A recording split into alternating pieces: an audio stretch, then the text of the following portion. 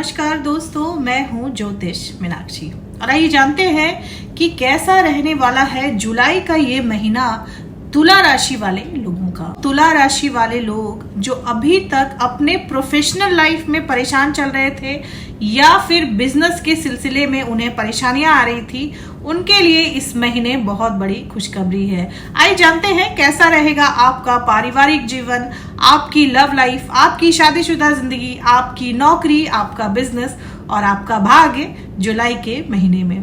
दोस्तों, जुलाई के महीने में बहुत सारे महत्वपूर्ण गोचर होने वाले हैं। इन गोचरों का आपके जीवन में बहुत ही महत्वपूर्ण रोल भी होता है। तो क्या असर डालेंगे ये गोचर आपकी जिंदगी में इस महीने, आइए जानते हैं। दोस्तों, अभी शुक्र देव, बुध देव आपके 10वें भाव में गोचर कर रहे हैं। सूर्य देव अभी आपके 9वें भाव में है, जो 16 जुलाई को आपके 10वें भाव में गोचर कर जाएंगे। साथ ही साथ बुध देव जो कि अभी लक्ष्मी नारायण योग बना रहे हैं आपके 10वें भाव में, वो आपके 11वें भाव में गोचर करेंगे 19 जुलाई को।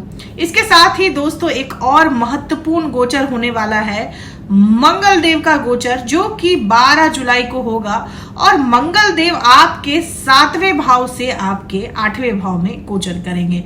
तो ये जो महत्वपूर्ण गोचर होने वाले हैं इस महीने, ये सब आपकी जीवन में क्या प्रभाव डालेंगे, आइए जानते हैं। दोस्तों, 10वें भाव में अभी शुक्र और बुध आपके लिए लक्ष्मी नारायण योग बना रहे हैं। यह योग कोई छोटा मोटा योग नहीं होता है दोस्तों। जब भी आपके किसी भी भाव में ये योग बनता है तो आप समझ लीजिए आप पे ईश्वर की कृपा रहती है, कहीं ना कहीं लक्ष्मी की कृपा रहती है आप पे, और भाग्य का भी आपको पूरा पूरा साथ मिलता है। तो आपको अभी नौकरी में, प्रोफेशनल लाइफ में बहुत ही बढ़िया रिजल्ट देखने को मिलेंगे। हो सकता है कि आपको नई नौकरी की ऑफर मिले जिसमें आपके पैकेज वगैरह ज्यादा हो, या फिर अभी तक अगर आप नौकरी की तलाश में थे तो आपको बहुत बढ़िया नौकरी मिल जाए इस महीने, ये गुंजाइश है। साथ ही साथ दोस्तों, जैसे ही बुध देव आपके 11वें भाव में गोचर करेंगे, अगर आप नौकरी कर रहे हैं तो आपको बोनस मिल सकता है, आपको इंक्रीमेंट मिल सकता है और आपको बहुत ही अच्छे ऑफर भी मिल सकते हैं, क्योंकि बुध देव जैसे ही 11वें भाव में जाएंगे आपके लिए लाभ के रास्ते खोल देंगे। अगर आप बिजनेस करते हैं तो आपको बहुत ही लाभ होगा।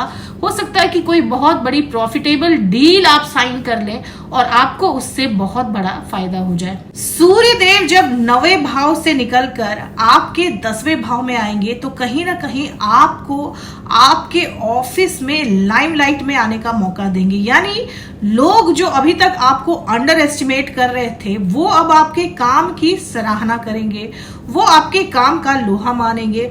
आपकी चर्चा होगी आपकी ऑफिस में, और वो भी पॉजिटिव चर्चा, ये नहीं कि लोग आपकी बुराई करेंगे। साथ ही साथ दोस्तों, सूर्य देव जब 10वें भाव में गोचर करेंगे तो वो अपनी रोशनी डालेंगे, अपनी सीधी दृष्टि डालेंगे आपके 4थे भाव में। तो आपको 4थे भाव से रिलेटेड रिजल्ट भी बहुत अच्छे मिलेंगे, यानी कि आपके मकान, वाहन से रिलेटेड रिजल्ट आपको अच्छे मिलेंगे। शिक्षा के क्षेत्र में आप अच्छा प्रदर्शन कर सकते हैं। आप कोई बढ़िया कोर्स अगर चूज कर रहे हैं जिसमें आप पढ़ना चाहते हैं तो आप उसमें आगे बढ़ेंगे। आपको आपके माता पिता का साथ भी मिलेगा उसमें आगे बढ़ने के लिए। साथ ही साथ आपके मकान में रिनोवेशन या फिर डेकोरेशन का काम भी शुरू हो सकता है, या फिर आप मकान की इंटीरियर वगैरह करा सकते हैं। दोस्तों, सूर्य देव जब आपके 10वें भाव में बैठेंगे, आपको आपके ऑफिस में अपना दबदबा महसूस करवाएंगे। यानी लोग अब आपकी बातें करेंगे और लोग अब आपके करीब रहना चाहेंगे, क्योंकि उनको ये दिखेगा कि कहीं ना कहीं हमें इससे फायदा हो सकता है। अगर जो लोग अभी तक सरकारी नौकरी की कोशिश कर रहे थे, क्योंकि सूर्य सरकार के कारक हैं और वो आपके 10वें भाव यानी कर्म भाव में प्रवेश करेंगे, उनकी सरकारी नौकरी लगने के भी पूरे चांसेस यहाँ पर सूर्य देव बना रहे हैं। साथ ही साथ बुध देव का जो गोचर हो रहा है आपके 11वें भाव में, तो आपको उस नौकरी से लाभ भी होगा। बिजनेस के क्षेत्र में भी आप बहुत ही लाभ कमाने वाले हैं। अगर आपने शेयर मार्केट वगैरह में पैसा लगाया है तो उससे भी आपको लाभ होगा। लेकिन आपको ध्यान ये रखना है दोस्तों कि शनि देव अभी आपके 5वें भाव में वक्री चल रहे हैं। तो आप अपने जो भी इन्वेस्टमेंट है, आप जो भी पैसा मार्केट में लगा रहे हैं, उस पे अपनी नजर बनाए रखें, क्योंकि शनि देव जब वक्री हो जाते हैं आपके 5वें भाव में, तो आपको इन्वेस्टमेंट से रिलेटेड छोटे मोटे नुकसान दे सकते हैं। तो आपको फायदा तो होगा बुध देव के आने से, लेकिन आपको ध्यान रखना है, क्योंकि जरा सी गलती आपने कर दी तो शनि देव यहाँ पे आपको घाटा भी दिलवा सकते हैं। तो आपको ध्यान रखना है इन्वेस्टमेंट करते समय। साथ ही साथ दोस्तों, शनि देव आपके 5वें भाव में वक्री चल रहे हैं। तो जब शनि देव 5वें भाव में बैठे हों और वक्री चल रहे हों, तो इसका सबसे बड़ा नुकसान होता है उन दंपतियों को जो इस आस में बैठे हुए हैं कि हमें संतान कब होगी। संतान होने के लिए आपको अभी थोड़ा सा वेट करना पड़ेगा। आपको वेट करना पड़ेगा जब तक शनि मार्गी नहीं हो जाते। जैसे ही शनि मार्गी हो जाएंगे, वैसे ही आपका ये इंतजार खत्म होगा और आपको संतान की प्राप्ति जरूर होगी, क्योंकि शनि देव 5वें भाव में अपनी ही राशि कुंभ राशि में विराजमान है। तो वो आपको निराश नहीं करेंगे।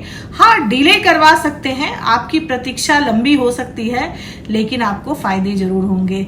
जिन लोगों को संतान संबंधित परेशानियां आ रही हैं, या फिर अपने बच्चों से उनकी अनबन चल रही है या उनसे पट नहीं रही, उनके लिए भी अभी थोड़ा सा पेशेंस रखने का समय है।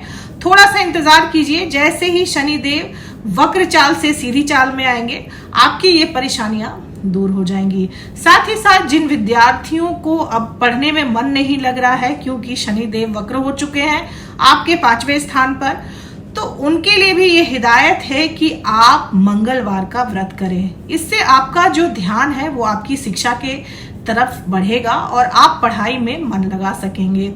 और जो लोग अब अपने पढ़ाई को लेकर के आगे बढ़ना चाहते हैं, विदेशों में या बाहर जाकर पढ़ना चाहते हैं, उनको भी थोड़ा ज्यादा प्रयास करना पड़ेगा, क्योंकि शनि देव आपके कामों को डिले करते हैं और जब वो वक्र हो जाते हैं तो ये डिले और बढ़ जाता है। लेकिन आपके काम डिले होंगे पर वो डिनाई नहीं होंगे, वो होंगे जरूर।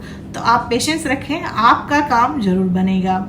दोस्तों, 12 जुलाई को मंगल देव का गोचर होगा आपके 8वें स्थान में। वो अभी आपके 7वें स्थान में गोचर कर रहे थे। तो मंगल देव 7वें और 8वें स्थान में कहीं ना कहीं मारक हो जाते हैं। 7वें स्थान में वो अपनी ही राशि में गोचर कर रहे थे, मेष राशि में, लेकिन जैसे ही वो आपके 8वें भाव में गोचर करेंगे, आपके लिए परेशानियां बढ़ाएंगे। हो सकता है कि आपकी छोटी मोटी दुर्घटना करवा दे मंगल देव, जिससे आपको ब्लड लॉस वगैरह हो सकता है। तो आप वाहन बहुत ही सावधानी से चलाएं।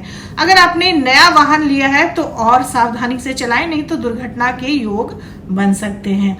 दोस्तों, जब मंगल देव का गोचर आपके 8वें भाव में होगा तो आपके अपनों से झगड़े होने शुरू हो जाएंगे। आपके परिवार वालों से नहीं बनेगी, ये तय है। साथ ही साथ ससुराल वालों से भी आपके झगड़े जो है वो होना शुरू हो जाएंगे और ससुराल वालों से भी आपको अनबन हो सकती है, तो इसका भी ध्यान रखें। मंगल देव जब 8वें भाव में आते हैं तो आपके पार्टनर के लिए भी अच्छे रिजल्ट नहीं देते हैं। आप अपने पार्टनर का ध्यान रखें, उनकी सेहत का ध्यान रखें और हो सके तो आप मंगलवार का व्रत करें, जिससे आपको फायदा होगा। दोस्तों, मंगल देव जैसे ही आपके 8वें भाव में आएंगे, तो वैसे तो मंगल देव 8वें भाव के कारक हैं, लेकिन ये आकस्मिक दुर्घटनाओं के योग को बढ़ा देते हैं। तो आपको सावधान रहने की जरूरत है ऐसी किसी भी चीज से जिसमें रिस्क हो। तो आप अपना ध्यान रखें, अपने परिवार का ध्यान रखें और अपने पार्टनर का भी ध्यान रखें। दोस्तों, शुक्र देव आपके 10वें भाव में हैं और शुक्र देव जब 10वें भाव में होते हैं तो उनकी भी दृष्टि पड़ती है आपके 4थे भाव में।